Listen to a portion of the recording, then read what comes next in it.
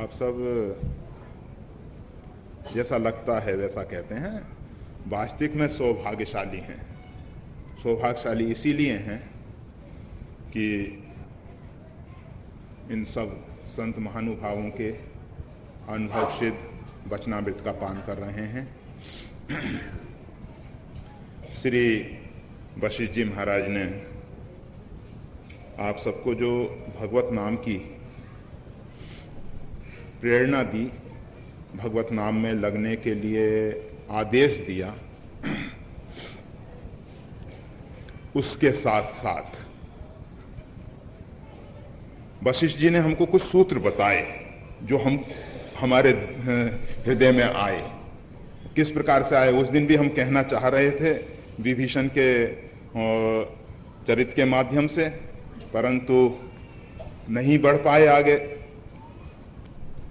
आज पुनः लग रहा है कि भगवत नाम जो परम मंगलकारी है, साधनों का साधन है, राम नाम से अधिक कोई साधन ना हुआ है ना हो सकेगा। ये सब बात आप सब अच्छे ढंग से बारंबार सुन रहे हैं। थोड़ा सा हम विभीषण के चरित्र को स्पर्श करें। विभीषण जी ने तपस्या की, तपस्या करने के साथ साथ वरदान की प्राप्ति भी हुई। तेहि मांगे भगवंत पद कमल अमल अनुराग, भगवान के चरण कमल में अमल अनुराग मांगा, विमल अनुराग मांगा। वैसे संसार में परमात्मा से प्रेम करने वाले सकामी लोग भी हैं, अपनी कामनाओं की पूर्ति के लिए परमात्मा से प्रेम कर रहे हैं, परंतु वो प्रेम नहीं है, प्रेम का आडंबर है, दिखावा है। प्रेम तो हमेशा निर्वासनिक होता है, अपेक्षा नहीं होती।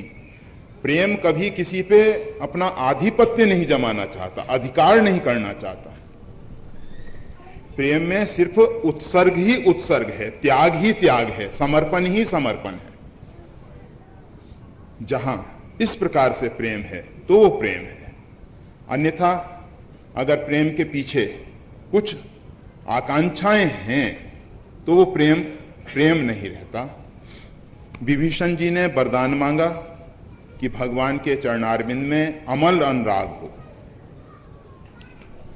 ब्रह्मा जी ने ये मस्तु कह दिया, ऐसा ही हो। ब्रह्मा जी तो कह के चले गए।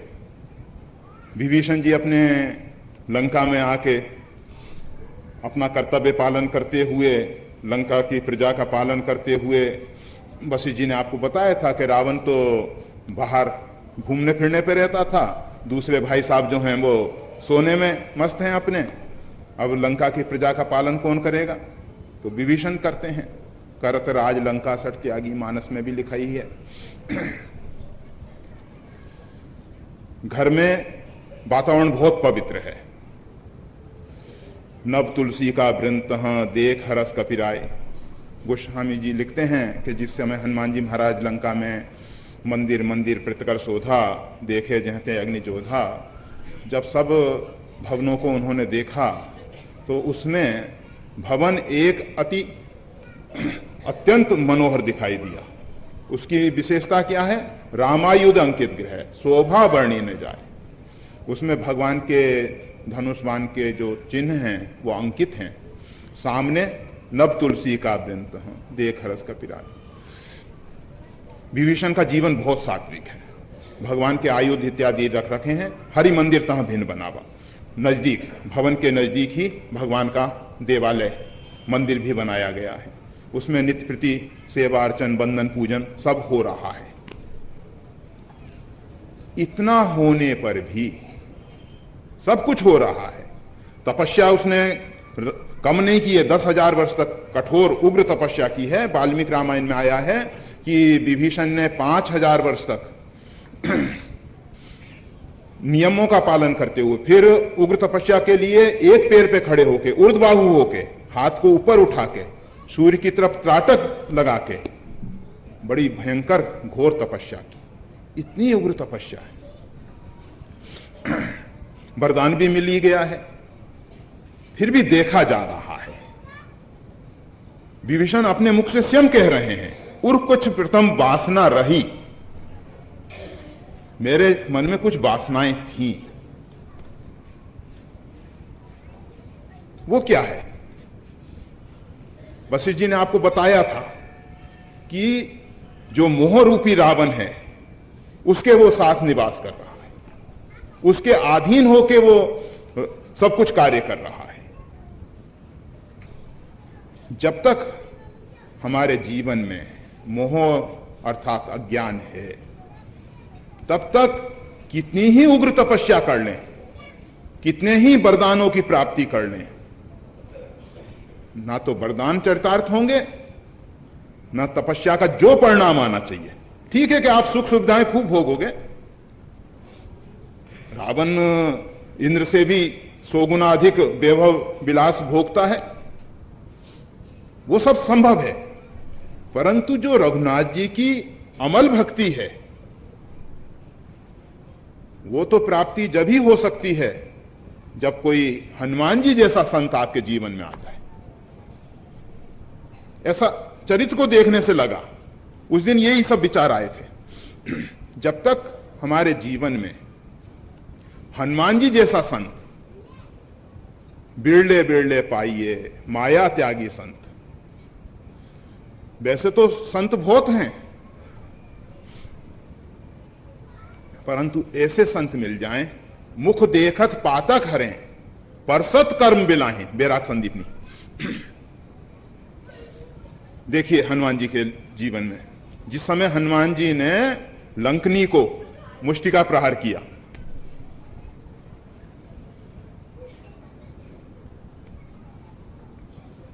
तुरंत ही उसको पुरानी स्मृति जो है स्पष्ट दिखाई देने लगी। जब राव नहीं ब्रह्मवर दीना, चलत बिरंची कहा मोहि चीना, विकल होस्ते कब के मारे तब जानिश निश्चर संगारे आदि।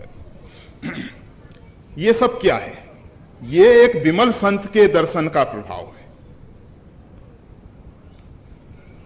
हनुमान जी जैसे महान संत का दर्शन हुआ और स्पर्श से उसके जितने मलिन कर्म हैं, परसत कर्म बिलाही, विलीन हो गए। जितने उसके दूषित कर्म थे वो सब दूर हो गए। और तात मोर अति पुण्य बहुता, जो लंकनी हनुमान जी को कह रही है, जान ही नहीं मरम सठ मोरा, मोरा हार लंक कर चोरा, सठ शब्द प्रयोग कर रही है, दुष्ट शब्द प्रयोग कर रही है हनुमान जी जैसे संत के लिए। परंतु जब हनुमान जी महाराज का मुष्टिका प्रहार, इस विषय में हमने पहले बहुत बार बता दिया है कि हनुमान जी महाराज बहुत दयालु हैं, बहुत कृपालु हैं। बहुत से लोगों ने हनुमान जी को गदा भी दे रखी है और उनकी ये भावना रही है कि हनुमान जी महाराज गदा के द्वारा दुष्टों का संहार किए। परंतु पूरी वाल्मीकि रामायण को आप पढ़ लें, आद्योपांत, रामचरितमानस को पढ़ लें, परंतु आप पाएंगे कि हनुमान जी ने कहीं गदा का प्रहार किया ही नहीं। हनुमान जी महाराज तो कभी कभी ये जो अपने कर कमल फेर देते हैं ना, उनके कोमल हाथ, परंतु शरीर तो वज्र तन, वज्र नख, पूरी उनकी देह जो है वो वज्र जैसी क्यों है, कैसे है? जो ब्रह्मचारी है तो उसका शरीर जो है वज्रवत बन जाता है। वज्रवत कैसे बन जाता है? क्योंकि वो ब्रह्म में रमन करता है, ब्रह्म में चरण करता है, चलता है, ब्रह्म के सदृश जीवन जीता है, निष्प्रिय है, किसी प्रकार की कामनाओं में ग्रसित नहीं होता। वो जिस प्रकार से ब्रह्म अपने आप में पूर्ण काम है, इसी प्रकार से ब्रह्मचारी अगर काम का सेवन करता है, कामनाओं को जीवन में स्थान देता है, तो वो ब्रह्मचारी नहीं है। तो हनुमान जी महाराज का शरीर जो है वज्रवत है और हनुमान जी महाराज लंकनी को मुष्टिका प्रहार करते हैं। रुधिर ममत धरणी ढन मनी, रुधिर का बमन करते हुए भूमि पे गिर गई। क्या जरूरत थी हनुमान जी को कि रुधिर का बमन करा देते? आप सब सुने हैं, भीष्म पितामह जो हैं बाणसैया पे लेटे हुए हैं और पांडव जो हैं उनके पास ज्ञानार्जन के लिए बैठे हुए हैं। द्रौपदी भी बैठी हुई है। नाना प्रकार के धर्म के रहस्य उद्घाटित हो रहे हैं। भगवान श्री कृष्ण ने बताया है कि ये धर्म का जीता जागता स्वरूप हम सबके बीच में से अलविदा लेने वाला है, कुछ समय के बाद चला जाने वाला है। इससे जो कुछ भी धर्म का रहस्य जाना जा सके जानो।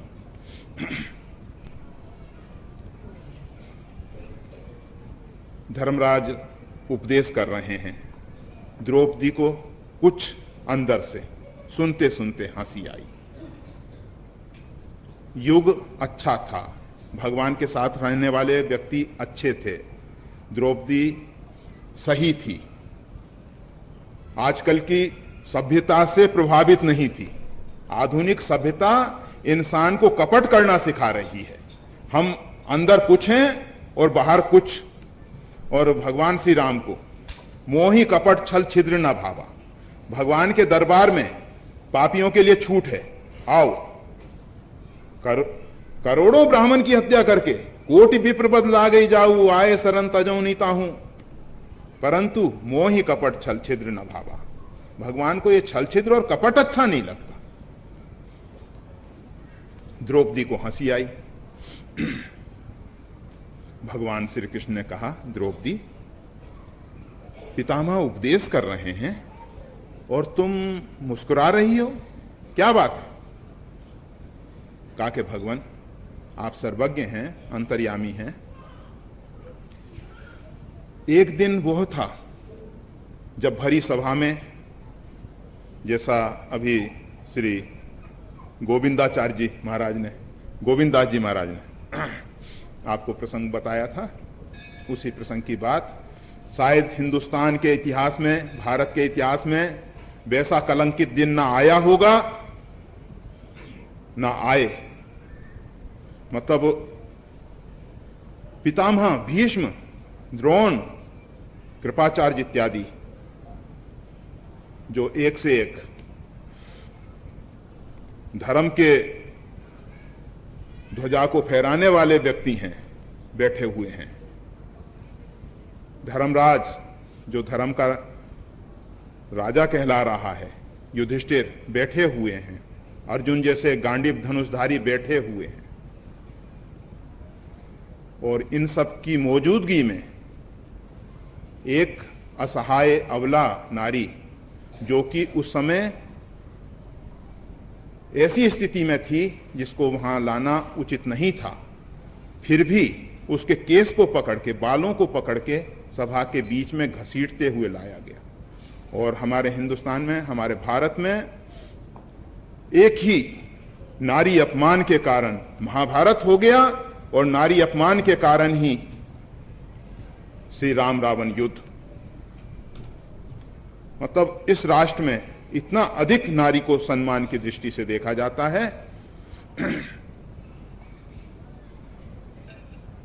तो द्रौपदी कह रही है कि भगवान, एक दिन वो था जिस समय मेरे साथ ऐसा दुर्व्यवहार हो रहा था, परंतु पितामह का ज्ञान पता नहीं कहां चला गया था।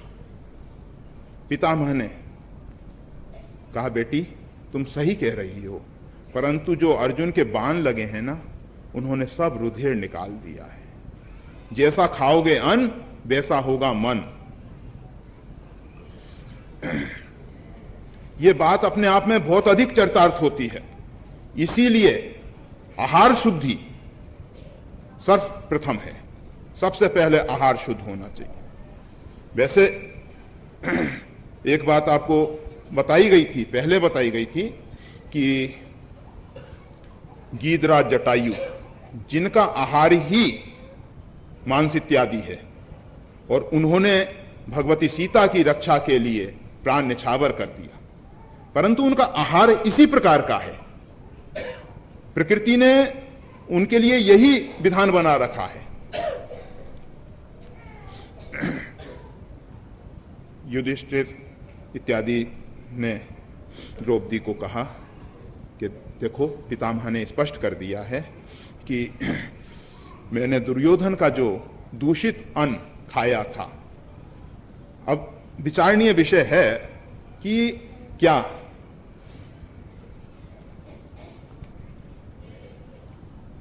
श्री राम भीष्म पितामह अर्जुन के यहां, वो द्रोण, श्री राम कौन, दुर्योधन के यहां कोई नौकरी तो नहीं करते थे। वहां तो सिर्फ अपनी प्रतिज्ञा के कारण रहते थे और राज सिंहासन की रक्षा करते थे। राज सिंहासन पे जो भी है उसके परिणाम स्वरूप उनको अन्न इत्यादि खाने को मिला। परंतु अन्न और कुसंग, ये दो चीजों ने उनकी बुद्धि को जड़ तो जरूर बना दिया था। और उस जड़त्व के कारण ही अगर थोड़ा सा भीष्म उठ के खड़े हो गए होते, दुर्योधन को ललकार दिया होता, तो सुनिश्चित है कि दुर्योधन एक कदम आगे नहीं बढ़ता और दुशासन उसका पिछलग्गू, वो क्या कर सकता है श्री राम। परंतु ये है आहार का और संग का असर। तो वही बात विभीषण के जीवन में है। और यहां जो लंघनी की बात है, हनुमान जी ने विचार किया कि अगर इसका दूषित रक्त बाहर नहीं किया गया तो इसकी बुद्धि पवित्र नहीं होगी, और अगर इसकी बुद्धि पवित्र नहीं होगी, मेरे को लंका में बहुत कुछ कार्य करना है। लंका की जो अधिष्ठात्री देवी है, अगर इसको शुद्ध और परिष्कृत नहीं किया गया तो आगे की जितने भी कार्य है, जबकि जब जामवंत जी से हनुमान जी ने पूछा, जब हनुमान जी महाराज कनक बूदराकार शरीर में प्रकट हो गए, जामवंत में पूछूं तो ही, जामवंत जी से पूछते हैं कि मेरे को क्या करके आना है। जामवंत जी ने कहा, इतना करो तात तुम जाई, सीता ही देख कहो सुधी आई। बस तुम्हारा इतना ही कार्य है कि माता जगदम्बा श्री सीता जी के दर्शन कर आना और उनकी सुधी लेके आ जाना। तब निज भुजबल राजीव नैना। देखिए, यहां चाहे रीक्षपति जामवंत हैं, चाहे श्री हनुमान जी हैं, भगवान के जितने पार्षद हैं, हम सब सेवक अति बड़भागी। भगवान के जितने पार्षद हैं सब परम बड़भागी हैं और सबके अंदर अहंकार नहीं है। वो जामवंत जी भी यही कह रहे हैं। जामवंत जी भी कहते हैं भगवान श्री राम अपने भुजबल से रावण पे, लंका पे विजय करके सीता जी को लेके आएंगे। कोतुक लाग संग कपि सेना। ये हमारी जो सेना है ना, ये कपि और रीक्ष की, ये तो सिर्फ खेल के लिए रखी गई है। तुम सबसे कुछ बनने वाला नहीं है।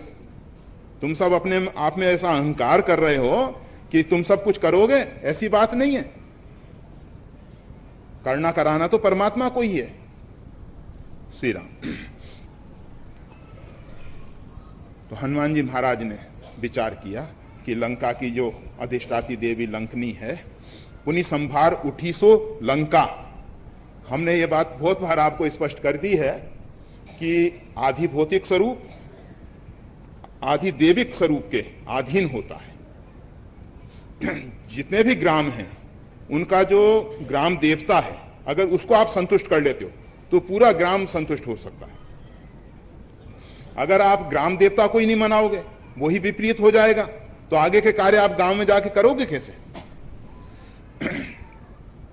हनुमान जी महाराज ने बड़ी कुशलता के साथ कार्य प्रारंभ किया है। सबसे पहले तो हृदय में रघुनाथ जी को धारण किया। हृदय में रघुनाथ जी को धारण करके लंका में प्रवेश कर रहे हैं ना। नरसिंह भगवान का स्मरण करके लंका में प्रवेश कर रहे हैं। लंका चलो सुमेर नर हरि, नरसिंह भगवान का स्मरण करके चल रहे हैं। सब कार्य ठीक हो रहा है, परंतु ये लंकनी बीच में जब आ जाती है, हनुमान जी ने कहा कि पहले लंका नगरी को सुधारो, फिर आगे का कार्य। श्री राम। संतों का एक स्वभाव होता है, जो मिल जाए सबसे पहले उसी को सुधार देते हैं। जो जो फिर आगे मिलते जाएंगे उसको भी सुधारेंगे क्रमशः। और जो मोह रूपी रात्रि में सोए हुए हैं उनसे बात नहीं करते। ये संतों का स्वभाव है। आप सब अगर अज्ञान में डूबे हुए हो, हनुमान जी ने वैसे लंका के राक्षसों में भी चिंगारी तो लगाई, कबीरा खड़ा बाजार में लिए लुकाटी हाथ, जो घर फूंके हम आप ना चले हमारे साथ। हनुमान जी ने ये जो आग लगाई ना, बड़ी कृपा की, बहुत अनुग्रह किया। ये दूसरी आग नहीं है, ये वही आग है वो सूरदास जी का एक पद है उसमें कहा गया है, एक अचंभा हमने देखा, कुएं में लग गई आग। एक आश्चर्य हमने देखा, क्या कि कुएं में आग लग गई, पानी में आग लग गई। तो हनुमान जी जो आग लगा रहे हैं, ये पानी में आग लगा रहे हैं और पानी में आग लगने के बाद क्या परिणाम आया? मछली खेले फाग, ऐसा मतलब फाग उत्सव मना रही है मछली। जो पानी में रहने वाली मछली है, उस पानी में आग लगने से हनुमान जी ने देखा कि ये जितने भी रावण के अनुचर हैं, ये सब रावण की हाँ में हाँ मिला के चलने वाले हैं, ठकुर सुहाती कहने वाले चमचे लोग हैं। ये नहीं जानते हैं कि इनके सिर पे अभी काल मंडरा रहा है। और अच्छा ये है कि इनको थोड़ी सी चेतावनी दे दी जाए भगवान श्री राम के बाण के प्रहार से पूर्व, नहीं तो कल लोग कहेंगे कि बिना जागृत किए मार दिया, सोते में ही मार दिया। नहीं, सोते में मारना अच्छा नहीं है, इनको एक बार जगा तो दें। और स्पष्ट जगा दिया था हनुमान जी ने। घर घर सब कहीं विचारा, घर घर में सब जगह विचार होने लगा था कि जिसके दूत ने आके ये सब चमत्कार कर दिया है, उसके आने पर क्या होगा। ये सब बातें घर घर में होने लगी हैं। परंतु मोह इतना प्रबल है, इतना प्रबल है कि संत हमको बारंबार जगा रहे हैं, वशिष्ठ जी बारंबार प्रेरणा दे रहे हैं, फिर भी हम सब थोड़ा और सो लें। नींद खुल गई है, फिर भी उठने की इच्छा नहीं हो रही, फिर भी चाहते हैं कि थोड़ा और ओढ़ के थोड़ी देर एक दो करवट और बदल लें। अभी क्या है, अभी तो 3 बजा है। श्री राम। तो हम आपको बताने की चेष्टा कर रहे थे कि विभीषण ने वरदान इत्यादि सब पाया, परंतु चित्त में कुछ वासनाएं रह गईं। और इसके साथ साथ जो भगवान की सीधी शरणागति है, वो भी जब ही संभव हो सकी जब हनुमान जी ने प्रेरित किया। नहीं तो जिस समय सीता जी का अपहरण हुआ था, उस समय ही विभीषण रावण से कह सकते थे कि भाई तूने ये अच्छा काम नहीं किया जो सीता जी को रघुनाथ जी को लौटा दे। परंतु ये बात विभीषण उस समय नहीं कह सके। मोह का प्रभाव ज्यादा है। सत्संग उनके जो अंदर के छिपे हुए संस्कार हैं उनको जागृत कर देता है। उनके अंदर भक्ति के बीज हैं, परंतु भक्ति का बीज वृक्ष नहीं बन पा रहा। भक्ति में फल लगने चाहिए, वो फल नहीं लग पा रहे। उन फलों को लगने के लिए हनुमान जी जैसे संत का आना अनिवार्य है। तो भगवान कृपा करें आपके जीवन में। राम नाम जरूर लीजिए। राम के नाम के अतिरिक्त और कोई गति है ही नहीं। यह कलकाल मलाय तन मन कर देख विचार, श्री रघुनाथ नाम तजी नाहिन आन आधार। रघुनाथ जी के नाम के अतिरिक्त कोई आधार नहीं है। नहीं कलि करम न भक्ति विवेकु, राम नाम अवलंबन एकु। इस कलिकाल ने हम सबकी बुद्धि को इतना विक्षिप्त कर दिया है, जो परमात्मा की बातें करने पर फिर भी हमारे मन में ये राग द्वेष के बीज जो हैं वो नहीं जा रहे। ये कली महाराज का प्रभाव है। परंतु वशिष्ठ जी आपको सब कुछ समझा चुके हैं। कनक कसिपु कलिकाल, जापक जन प्रहलाद जिमी पालही दल सुरसाल। ये कलिकाल से घबराने की जरूरत नहीं है, भय करने की जरूरत नहीं है। ये कलिकाल को विदीर्ण करने के लिए नाम पर्याप्त है, परंतु नाम को सहारा मिल जाए संतों का, नाम जापक को सहारा मिल जाए संतों का, जल्दी क्रांति आएगी। जैसे हनुमान जी ने प्रेरित किया, हनुमान जी ने रहस्य समझाया कि देखो जब हनुमान जी के समक्ष विभीषण ने अपनी आर्त गाथा गाई कि जिम दसनन में जीव बिचारी, मैं तो दांतों के बीच में उस जीव के तरह रहता हूं, हमेशा भयभीत बना रहता हूं, कभी भी दांत जो हैं काट देंगे। भगवान श्री आंजनेय, श्री हनुमान जी महाराज कहने लगे कि तुम्हारे ऊपर तो भगवान की बहुत कृपा है कि तुम दांतों के बीच में जीव जैसे रह रहे हो। ने दृष्टि बदल दी। अभी तक विभीषण परेशान, किस लिए कि दांतों के बीच में कभी भी खतरा है, कभी भी दांत उसको काट सकते हैं।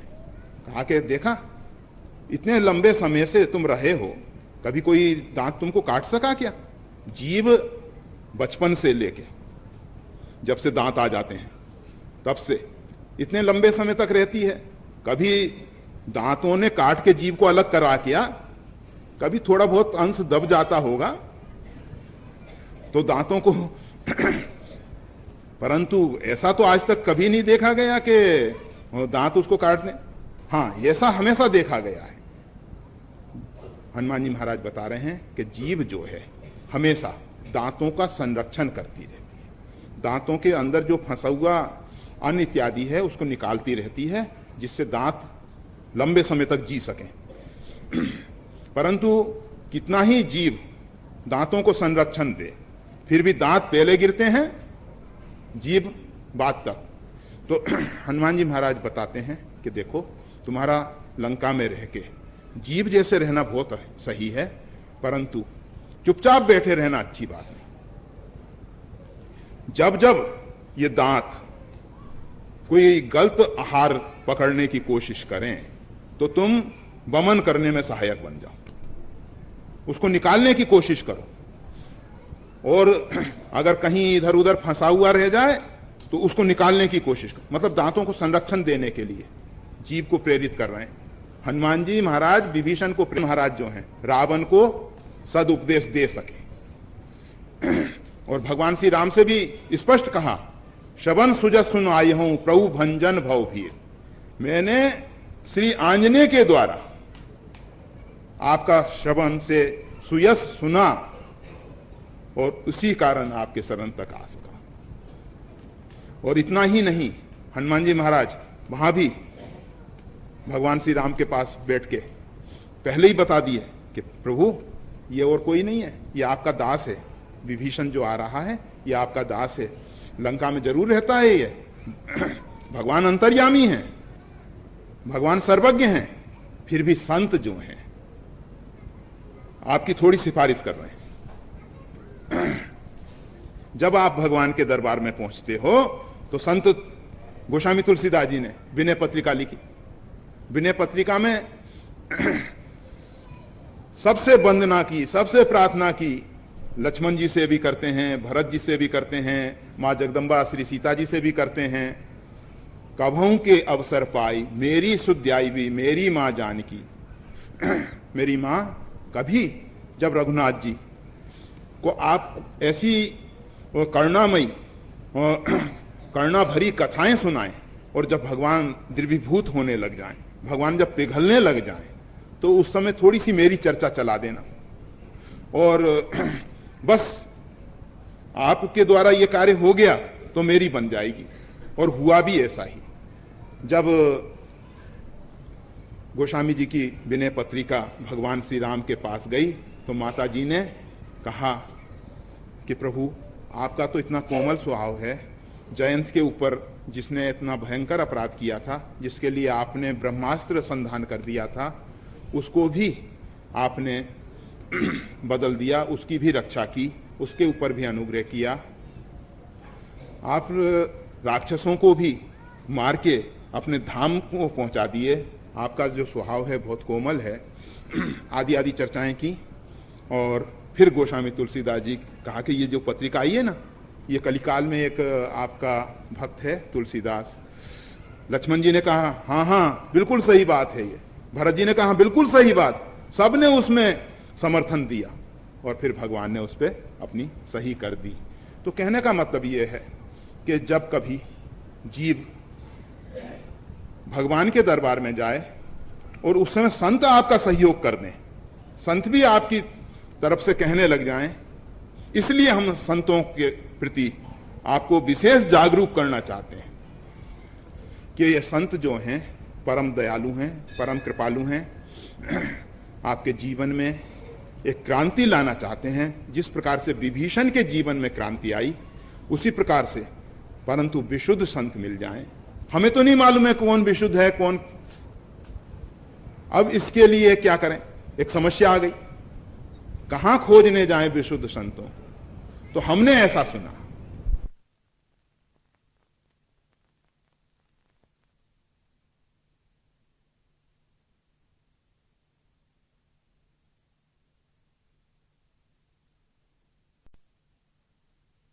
तोता मोर और दूसरे दूसरे पक्षी भी आते थे।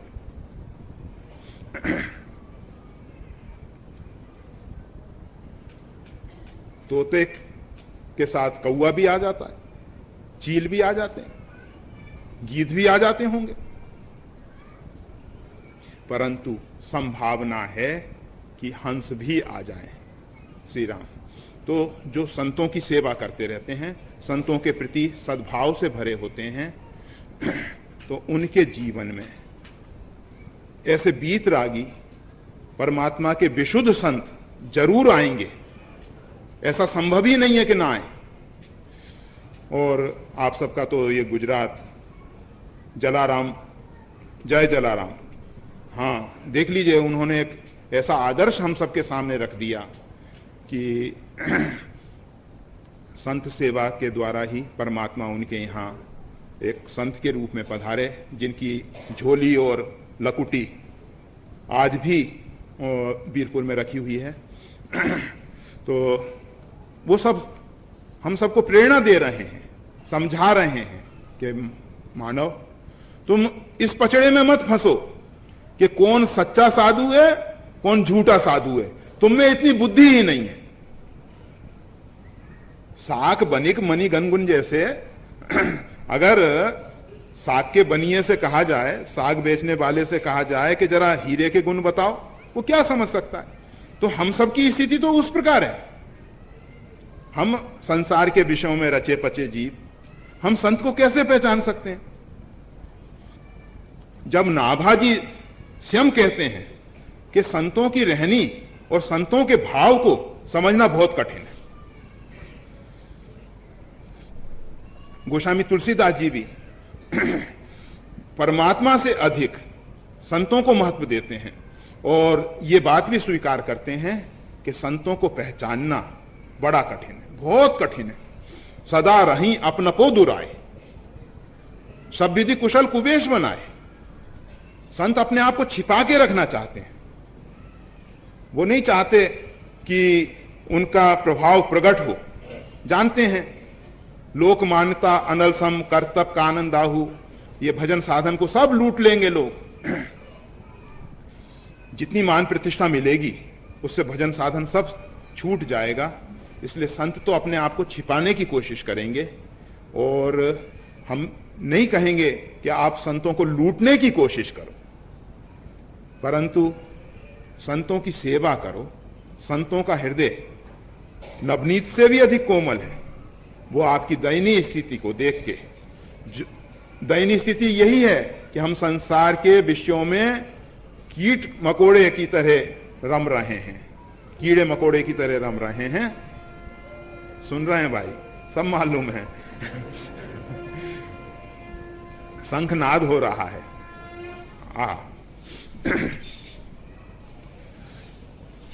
तो संत दया करेंगे, जरूर करेंगे। वो अपने स्वभाव को छोड़ नहीं सकते हैं। उनका स्वभाव करना करने का है ही।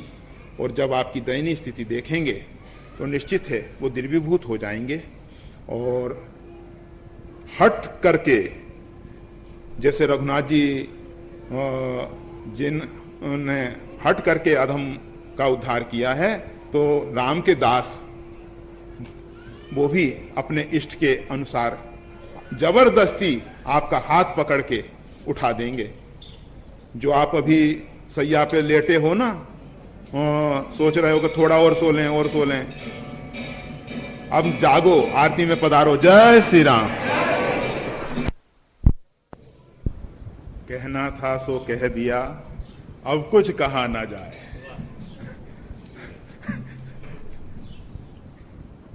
ऐसा है, हमारे जो कबीर साहब हैं वो हमको बारंबार प्रेरणा देते रहते हैं, पढ़ पढ़ पत्थर हो गए, सुन सुन हो गए ईंट, कहे कबीर सुनो भाई साधो, लगी ना ज्ञान की छींट। बहुत पढ़ने से, बहुत सुनने से अहंकार पुष्ट हो सकता है। कल्याण के लिए तो, आत्मकल्याण के लिए, आत्मकल्याण अर्थात अपने कल्याण के लिए। आत्मा तो स्वयं कल्याण स्वरूप है, उसका आप सब कल्याण नहीं करोगे। आत्मकल्याण के लिए आपने अपने स्वरूप को जिस रूप में स्वीकार कर रखा है, मान रखा है, उस कल्याण के लिए एकमात्र उपाय है परमात्मा की शरणागति। इसके अतिरिक्त कोई उपाय है ही नहीं। शरणागति बहुत ऊंची स्थिति है। कहने के लिए शब्दों से हम कह देते हैं कि श्री राम शरणम मम, श्री कृष्ण शरणम मम, अम्बे शरणम मम, परंतु वास्तविक में ये जो शब्द हैं थोथे पोचे हैं, ठोस नहीं है। अगर अंदर से ये ध्वनि आए कि प्रभु हम आपकी शरण में हैं, अंदर से एक ध्वनि उठे। क्यों है? जब जीव संसार को समझ के, संसार के दुख दोषों को देख के परमात्मा की शरणागति स्वीकार करता है, तभी सच्ची शरणागति होती है। हमने बता दिया कि संसार ऐसा है, ऐसा है। वास्तविक में कोई भी वस्तु जब तक स्वयं के अनुभव में ना आ जाए तब तक उससे मिलने वाला जो परिणाम है वो नहीं आने वाला है। वैराग्य समझ से पैदा हो, वो लादा हुआ ना हो, आरोपित किया हुआ ना हो। हम हमेशा एक बात कहा करते हैं कि इस देश का सबसे बड़ा सौभाग्य यह है कि हमारे ऋषि महर्षियों ने, हमारे पूर्वाचार्यों ने उस परमात्मा को पाया और उदारता के कारण, उनकी करुणा के कारण उन्होंने उसको आप सबके सामने रखने की कोशिश की। परंतु वो सत्य जो था शब्दों में रखा नहीं जा सकता था। फिर भी उनके हृदय के उद्गार हैं, तो वो शास्त्र के रूप में प्रकट हुए और हम सब ने उन्हीं महापुरुषों के वाक्यों को दोहराना शुरू कर दिया। ये सबसे बड़ा दुर्भाग्य। तोते जैसे हम उन शब्दों को दोहराने लग गए। हम कहते हैं ईश्वर सर्वत्र परिपूर्ण है, भगवान सब जगह भरे हुए हैं। कितना मतलब अपने आप के साथ धोखा है। जिस दिन, जिस क्षण हमारी वो स्थिति हो जाएगी कि परमात्मा हमको सब जगह दिखाई देने लगेंगे, फिर शायद ये शब्द दोहराने नहीं पड़ेंगे, उसके बाद हमारी स्थिति दूसरी होगी। तो कह रहे थे कि ऋषियों के वाक्यों को बिना समझे, बिना अनुभव किए दोहराना अच्छा नहीं। बहुत अच्छा है आप सब इतने दिन तक जिस भी प्रकार से आए और सत्संग का लाभ लिया, क्योंकि हर एक की अपनी अपनी भावनाएं हैं। उसके अनुरूप जैसी जैसी भावना होती है, क्रिया का हमारे यहाँ बहुत महत्व नहीं होता। क्रिया से कहीं अधिक महत्व होता है अंदर की भावना का।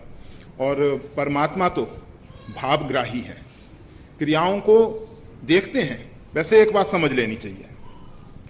ये जो बाहर भीतर की बात है, ये आधिभौतिक शरीर सूक्ष्म शरीर के साथ जुड़ा हुआ है, और ये जो सूक्ष्म शरीर है वो परमात्मा के साथ जुड़ा हुआ है। ये सब एक दूसरे से जुड़े हुए हैं। इसलिए ये जो बाहर भीतर की बात है, बाहर की क्रियाएं भी हमारे अंदर भावना पैदा कर देती हैं। एक व्यक्ति है, उसने मस्तक पे तिलक लगा रखा है। अगर वो शराब की बोतल खरीदने जाएगा तो 2-4 व्यक्ति कहेंगे, पंडित जी नमस्कार, आज यहां। अगर वो जुआ खेलने जाएगा, वो अगर किसी दूसरी जगह जाएगा, तिलक लगा रखा है ना, लोग उसको बंधन करेंगे और कहेंगे आप यहां। ये बाहर का, जबकि तिलक बहुत अधिक महत्वपूर्ण अंदर के लिए नहीं है, परंतु बाहर का जो स्वरूप है ये अंदर की भावनाओं के लिए आवश्यक है। पुलिस कर्मचारी अगर एक वर्दी में आता है तो आप उससे थोड़ा सोच समझ के व्यवहार करते हो। अगर वो सिविल ड्रेस में आ जाए, एक चांटा मार दोगे, अगर ऊट पटांग बोला तो श्री राम। तो ये श्वास बाहर से भीतर जा रही है, भीतर से बाहर आ रही है, बाहर भीतर का घनिष्ठ संबंध है। इसलिए बाहर के आचरण को भी सुधारना चाहिए। ऐसा नहीं कि अंदर की बातें ही भगवान देखते हैं, भगवान तो भावग्राही हैं, तो ऊपर की क्रियाएं जैसी हों। नहीं नहीं, ऊपर की क्रियाओं का भी बहुत अधिक महत्व है।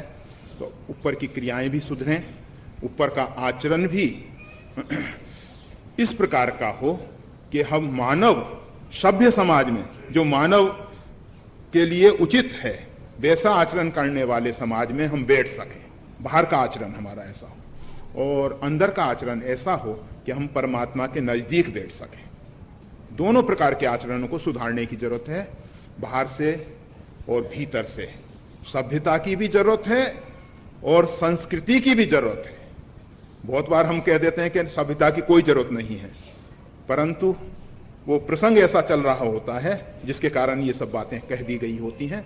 वस्तुतः यथार्थ अंदर से, क्योंकि आप देखेंगे